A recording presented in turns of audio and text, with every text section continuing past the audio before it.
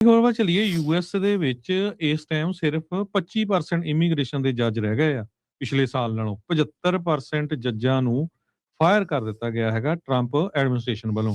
ਐਮੀਆਨਾ ਖਾਨ ਇੱਕ chief justice ਜੋ ਸੀਗੀ ਇਮੀਗ੍ਰੇਸ਼ਨ ਦੇ ਵਿੱਚ ਜਿਹਦੇ ਅੰਡਰ 36 ਦੇ ਕਰੀਬ ਜਿਹੜੇ ਜੱਜ ਆ ਉਹ ਕੰਮ ਕਰਦੇ ਸੀ 36 ਇਮੀਗ੍ਰੇਸ਼ਨ ਜੱਜ ਤੇ ਦਰਜਨ ਦੇ ਕਰੀਬ ਜਿਹੜੇ ਆ ਸਟਾਫ ਮੈਂਬਰਸ ਕੰਮ ਕਰਦੇ ਸੀ ਮੈਨਹਟਨ ਦੀ ਜਿਹੜੀ 26 ਫੈਡਰਲ ਪਲਾਜ਼ਾ ਕੋਰਟ ਹੈਗੀ ਆ। ਕਹਿੰਦੇ ਪਈ ਉਹਨਾਂ 3 ਸਾਲਾਂ 'ਚ ਕਦੇ ਛੁੱਟੀ ਵੀ ਨਹੀਂ ਲਈ ਹੈਗੀ ਤੇ ਇੱਕ ਦਿਨ 11:30 ਵਜੇ ਸਵੇਰੇ ਉਹ ਕੰਮ ਕਰਦੀ ਸੀ ਤੇ ਇਨ ਦਾ ਮਿਡਲ ਆਫ ਮੀਟਿੰਗ ਮੈਸੇਜ ਆ ਗਿਆ ਵੀ ਤੈਨੂੰ ਫਾਇਰ ਕਰ ਦਿੱਤਾ ਗਿਆ। ਕੱਲਾ ਤੈਨੂੰ ਨਹੀਂ ਉਹਦੇ ਨਾਲ 6 ਹੋਰ ਜਿਹੜੇ ਇਮੀਗ੍ਰੇਸ਼ਨ ਜੱਜਸ ਆ ਜਿਨ੍ਹਾਂ ਨੂੰ ਉਹ ਸੁਪਰਵਾਈਜ਼ ਕਰਦੀ ਸੀ ਉਹਨਾਂ ਨੂੰ ਵੀ ਫਾਇਰ ਕਰ ਦਿੱਤਾ ਗਿਆ ਹੈਗਾ। ਉਹ ਕਹਿੰਦੇ ਵੀ ਮੈਂ ਆਪਣੇ ਜਿਹੜੇ EMPLOYEE ਸੀ ਹੋਰ ਜੱਜ ਉਹਨਾਂ ਨਾਲ ਸਿੰਪਥੀ ਵੀ ਫੀਲ ਕੀਤੀ ਤੇ ਨਾਲ ਦੀ ਨਾਲ ਮੈਂ ਕਿਹਾ ਵੀ ਮੈਂ ਤਾਂ ਖੁਦ ਮੇਰੀ ਵੀ ਜੌਬ ਚਲੀ ਗਈ ਹੈਗੀ ਆ।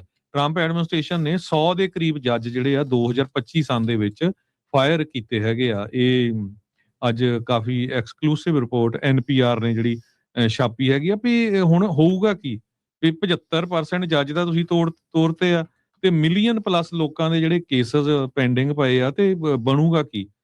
ਕਿਸ ਤਰ੍ਹਾਂ ਉਹਨਾਂ ਨੂੰ ਜਿਹੜਾ ਆ ਸੋਲਵ ਕੀਤਾ ਜਾਊਗਾ? ਜੇਲਾਂ ਤੁਸੀਂ ਧੜਾਧੜ ਬਣਾ ਰਹੇ ਆ।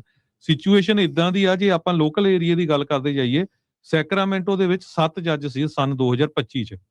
ਹੁਣ 26 ਦੀ ਸ਼ੁਰੂਆਤ ਆ ਤਾਂ ਸਿਰਫ 3 ਰਹਿ ਗਏ ਆ ਉੱਥੇ। ਵਾਓ ਤੇ ਸੈਨ ਫਰਾਂਸਿਸਕੋ ਦੇ ਵਿੱਚ 21 ਜੱਜ ਸੀਗੇ ਸਿਰਫ 5 ਰਹਿ ਗਏ ਆ।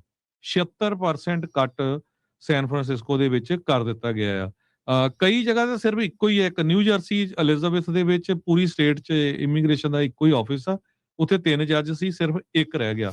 ਪੋਰਟਲੈਂਡ ਓਰੇਗਨ ਦੇ ਵਿੱਚ 4 ਜੱਜ ਸੀ ਸਿਰਫ 1 ਜੱਜ ਰਹਿ ਗਿਆ। ਸੋ ਇਹ ਜਿਹੜੀ ਸਿਚੁਏਸ਼ਨ ਇਸ ਟਾਈਮ ਇਮੀਗ੍ਰੇਸ਼ਨ ਜੱਜਸ ਦੀ ਬਣੀ ਹੋਈ ਹੈਗੀ ਆ। ਜੀ ਬਿਲਕੁਲ ਹਰਜੋਤ ਸਿੰਘ ਜੀ 55 ਜੱਜ ਫਾਇਰ ਕੀਤੇ 80 ਜਿਹੜੇ ਆ ਉਹ ਹੋਰ ਰਿਟਾਇਰ ਹੋ ਗਏ ਆ।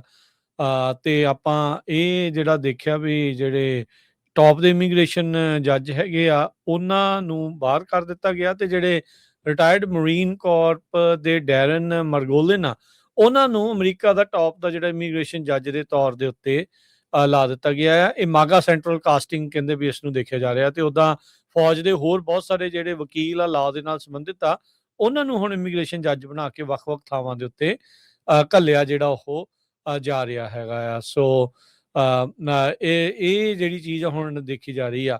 ਉਹ ਤਾਂ ਜਿਹੜੀਆਂ ਨਵੀਆਂ ਬਾਰਡਰ ਕ੍ਰਾਸਿੰਗ ਨਹੀਂ ਹੋ ਰਹੀਆਂ ਉਹਦੇ ਜਿਹੜੇ ਨਵੇਂ ਕੇਸ ਤਾਂ ਨਹੀਂ ਲੱਗ ਰਹੇ ਪਰ ਜਿਹੜੇ ਪੁਰਾਣੇ ਆ ਉਹਨਾਂ ਦੇ ਵਿੱਚ ਜਿਹੜੀ ਵੱਡੀ ਮੁਸ਼ਕਲ ਜਿਹੜੀ ਉਹ ਆਵੇਗੀ। ਸੋ ਕਾਫੀ ਜ਼ਿਆਦਾ ਜਿਹੜਾ ਇਹਨਾਂ ਨੇ ਇਸ ਦੇ ਵਿੱਚ ਚੇਂਜ ਕਰ ਦਿੱਤਾ ਆ। ਜੈਗਸ ਜਿਨ੍ਹਾਂ ਦਾ ਮੈਂ ਦੱਸਿਆ ਵੀ ਟੈਂਪਰੇਰੀ ਜਿਹੜੇ ਮਿਲਟਰੀ ਅਟਾਰਨੀਜ਼ ਆ ਉਹਨਾਂ ਨੂੰ ਹੁਣ ਟੈਂਪਰੇਰੀ ਜੱਜਸ ਦੇ ਤੌਰ ਦੇ ਉੱਤੇ ਜਿਹੜਾ ਉਹ ਲਾਇਆ ਜਾ ਰਿਹਾ ਉਹਨਾਂ ਦੇ ਰੈਂਕ ਆ ਉਹਨਾਂ ਨੂੰ ਐਕਸਪੈਂਡ ਕੀਤਾ ਜਾ ਰਿਹਾ। ਬੀਤੇ ਦਿਨਾਂ 'ਚ ਇਹ ਵੀ ਰਿਪੋਰਟ ਆਈ ਸੀ ਹਰਜੋਤ ਸਿੰਘ ਜੀ ਜਿਹੜੇ ਕਿਸੇ ਇੱਕ ਮਿਲਟਰੀ ਤੋਂ ਆਏ ਜਿਹੜੇ ਜੱਜ ਨੇ ਕਿਸੇ ਇੱਕ ਦੋ ਨੂੰ ਕੇਸਾਂ ਦੇ ਵਿੱਚ ਰਾਹਤ ਥੋੜ੍ਹੀ ਜਿਹੀ ਦਿੱਤੀ ਤਾਂ ਉਹਨੂੰ ਆਲਰੇਡੀ ਜਿਹੜਾ ਉਹ ਉਹਨਾਂ ਨੇ ਫਾਇਰ ਵੀ ਕਰ ਦਿੱਤਾ ਹੈ। ਸੋ ਇਹ ਕਲੀਅਰ ਆ ਵੀ ਜੱਜਿਸ ਜਿਸ ਨੂੰ ਇੱਕ ਇੰਡੀਪੈਂਡੈਂਟ ਸ਼ਾਖਾ ਜਿਹੜੀ ਹੈ ਜੁਡੀਸ਼ਰੀ ਨੂੰ ਮੰਨਿਆ ਜਾਂਦਾ ਆ ਉਸ ਦੇ ਵਿੱਚ ਵੀ ਇਸ ਮੌਕੇ ਸਰਕਾਰ ਦਾ ਹੀ ਬੋਲਬਾਲਾ ਜਿਹੜਾ ਉਹ ਚੱਲ ਰਿਹਾ ਆ। ਸੋ 3.5 ਮਿਲੀਅਨ ਤੋਂ ਵੱਧ ਕੇਸਿਸ ਨੇ ਜਿਨ੍ਹਾਂ ਨੂੰ ਹੈਂਡਲ ਕਰਨਾ ਇੰਨੇ ਥੋੜੇ ਜੱਜਾਂ ਦੇ ਲਈ ਨਾਮੁਮਕਿਨ ਵਾਲੀ ਜਿਹੜੀ ਗੱਲ ਹੀ ਉਹ ਬਣੀ ਪਈ ਆ। ਸੋ ਟੋਟਲੀ ਜਿਹੜੇ ਇਮੀਗ੍ਰੇਸ਼ਨ ਕੋਰਟਸ ਆ ਉਹਨਾਂ ਦੇ ਵਿੱਚ ਟਰੰਪ ਹੋਣਾ ਨੇ ਫਰਜ਼ ਇੱਕ ਹਿਸਾਬ ਦੇ ਨਾਲ ਕਰ ਦਿੱਤਾ ਹੈਗਾ ਆ।